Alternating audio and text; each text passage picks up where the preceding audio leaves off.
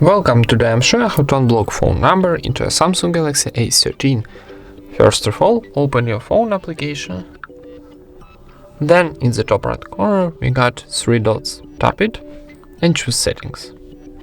Now go into block numbers, and here we got all blocked phone number. So for unblocking, for example, this last number, click here on the red minus in the right side, tap, and we got success message where we unblocked this number. So let's try again this number and tap here. And that's it. Thank you for watching, leave thumbs ups and subscribe to our channel.